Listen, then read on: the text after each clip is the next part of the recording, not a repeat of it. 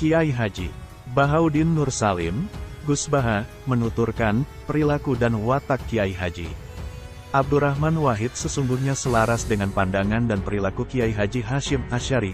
Jadi, bila mempelajari Gus Dur sesungguhnya tak bisa dilepas dari pemikiran dan cita-cita Mbah Hasyim panggilan akrab Hadratus Syekh Kiai Hasyim Asy'ari, pendiri Nahdlatul Ulama dan pendiri pesantren Tebuireng Jombang.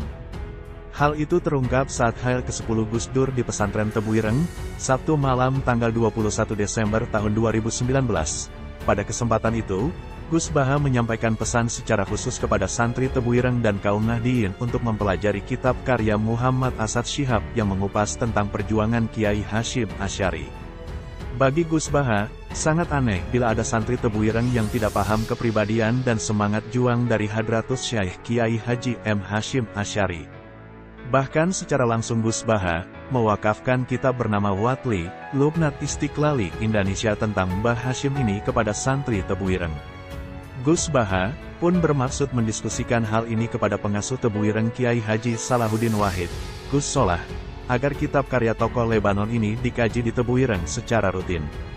Saya berharap kitab ini dikaji di sini, santri Tebuireng harus baca ini. Saya tinggal kitab saya di sini beserta catatannya, katanya.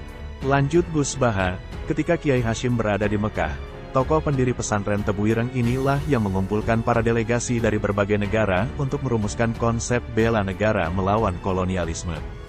Tebuireng adalah tempat perjuangan agama dan bangsa yang sudah mendunia sejak awal berdirinya, sebagaimana kisah Mbah Hasyim yang termaktub dalam kitab ini, tambahnya.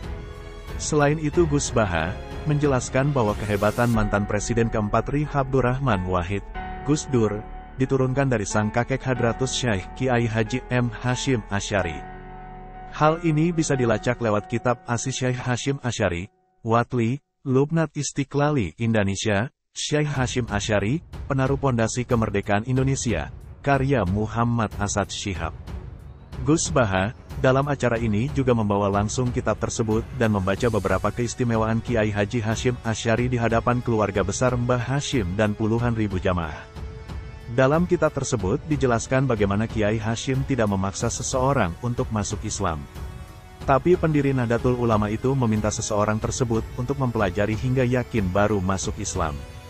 Hal lain tergambar juga dalam karakter Gus Dur yang tidak memaksa orang dalam beragama.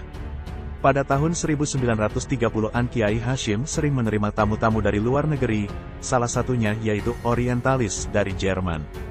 Kedatangnya untuk berdiskusi panjang dengan Kiai Hasyim. Karena keluasan wawasan dan kemodern cara berpikir Kiai Hasyim, akhirnya orang Jerman ini masuk Islam tanpa paksaan. Dalam diskusi, Kiai Hasyim sanggup berbicara lewat logika lawan bicara lalu memasukkan pemikirannya secara pelan tanpa paksaan, sehingga lawan bicaranya merasa nyaman. Selain itu, menurut Gus Baha, berdasarkan kitab di atas juga disebutkan bahwa Kiai Haji Hasyim Asy'ari punya pergaulan yang luas hingga mancanegara. Ini juga ditiru Gus Dur yang punya begitu banyak teman dan sahabat baik di Indonesia maupun di luar negeri.